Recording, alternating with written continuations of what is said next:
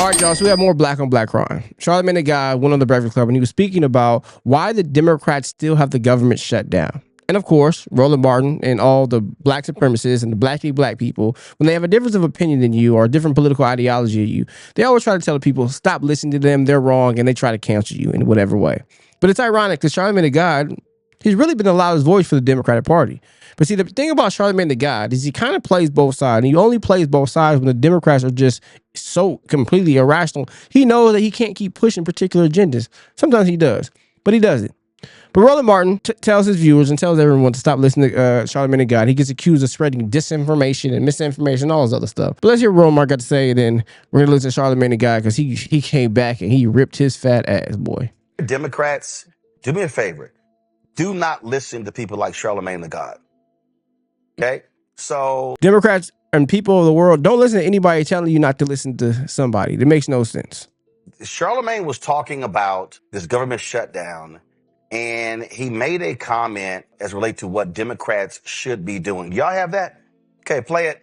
What I don't understand, Mimi, and I don't know, maybe you can explain it to me. The healthcare is going to go up anyway because of the big, beautiful bill, because that didn't include the extension of the tax credits to keep the cost down. So if it's going up anyway, what's the point of Democrats taking the stand to keep the government still closed?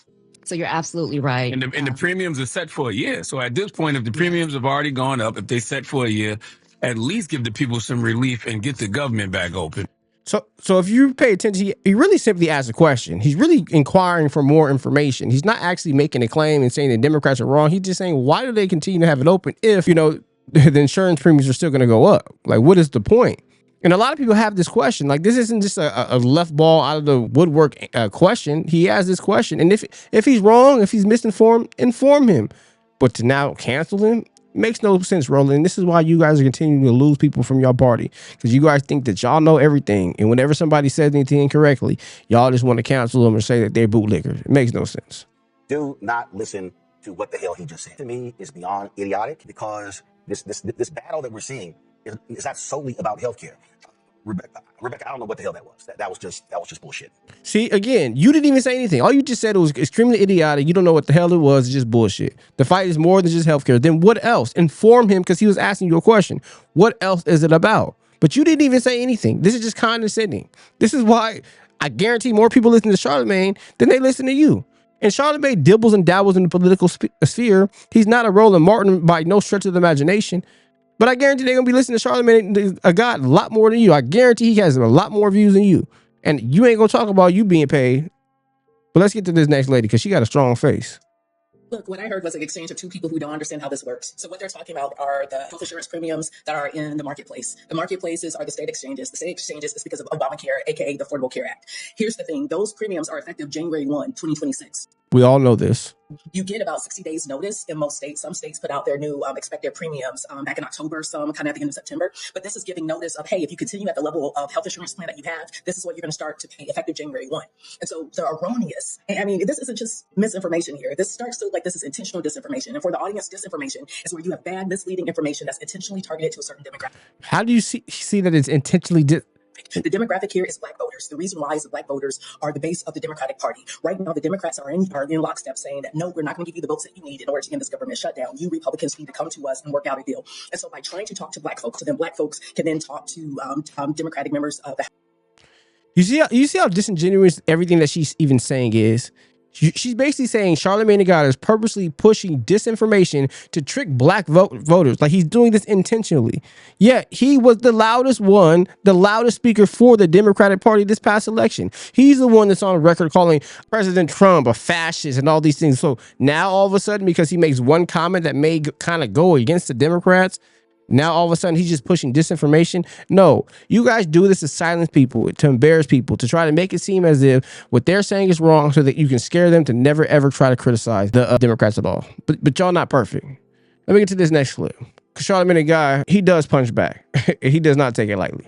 But to say that I put out misinformation, that's just a fat, rotund Martin lie. Now, I like that. I just got a little bit more, just a little bit more. Just I'm with you. There is a reason Rotund Martin wants to paint the Breakfast Club, me in particular, as a person spreading misinformation. See, I'm going to pull the curtain back a little bit, not too much, because it really don't matter. I just want some of you to know people's motivation. Roland Martin is a hater. Okay, he be hating on me behind the scenes to anybody who will listen. He will say something negative about me, and it's always in regards to how I'm moving in this media space. In particular, anything in the political realm. It's always a, why does he get this? Why does he get that type of thing? Why is he on cable news? Why do politicians go sit with the Breakfast Club? Roland, I don't know. Okay, favor ain't fair, but he will do all that hating, but loves texting my phone asking to come on the Breakfast Club. Correct, Envy? Does it? Okay, just be super correct. And this is the truth. A lot of again, these black pseudo intellectuals, the ones that have a lot of the Native Land podcasts, the Roland Martins of the world, right? They're always talking about these black issues, these black causes. They're trying to always scare black people. Roland Martin got paid, I want to say allegedly $400,000 to $500,000 by Kamala Harris for what? For what? But then they get mad with some of these more popular figures, the Charlamagne the guys, when people go sit with them because they have a bigger platform than you. The Stephen A. Smith, when people go sit with them because they have a bigger platform than you, they be hating. They simply just be mad that their narrative and people aren't paying attention to them, and they think that they're actually helping black people when they're really not doing nothing but just on microphone, just running their mouth and talking like everybody else. Y'all not doing nothing at all. But this ain't done yet because Charlamagne did not hold back at all. One day, a few years ago, I'm sitting at home. Roland texts me and says, hey, tonight on my show, we are going to talk about Tyler Perry and BET. At the time, it was rumors of Tyler buying BET. And the headline of the video he posted was Roland's blistering deconstruction of Paramount's idiotic failed attempt to sell BET. So I'm watching this video because he asked me to. And about 40 minutes in, one of the brothers on the panel starts bigging up Roland's Black Star Network, as he should. And then he just threw a random shot at me, which Roland tended to let people do. Let's listen. You know, we saw what happened to Bomani Jones at HBO or ESPN. High quality analysis. He couldn't stand. And then you see them throw something out, Comedy Central with Brother Leonard or Charlamagne, whatever he calls himself. That ain't high quality analysis. My brother, I don't know your name, but you can big up the Black Star Network without throwing shots at what I was doing on Comedy Central at the time. You can love on Roland and big up what he does without slandering me, but whatever. If that's what you got to do to remain in rotation. Now, in that same episode, Roland had this to say about me. Mind you, he texted my phone and told me to tune in and listen. You know what? I have not said this publicly, but I'm going to go ahead and say this. And I would love for the current leadership of BET to prove me wrong. When we were in Atlanta covering Melanie Campbell's grassroots organizing event in Atlanta, this was, May? I ran into a sister and she said, I'm so glad to meet you. She said, I know so much about you. And I was like, really? She says, yes. She says, after the death of George Floyd, she said, the leaders of BET came to me and said, it's time for us to do a news show. And she said, I ran the research. And she said, we did exhaustive research. We studied day parts, we studied shows, we studied other networks, we looked at radio, we looked at newspaper, we looked at podcasting. She said, we studied demographics, 18, 24, 24, 35, 35, 44, 44, 54, 55 plus. And she said, after we ran all the metrics, she said the research came back and the number one person they said, Black America said they wanted to see host a news show on BET was you. Roland Martin, nobody cares about you. Nobody cares about you, bro. Who I'm sure was on the list. Charlamagne the guy was on the list. Roland, I am not your competition, and I refuse to be responsible. She said it was you.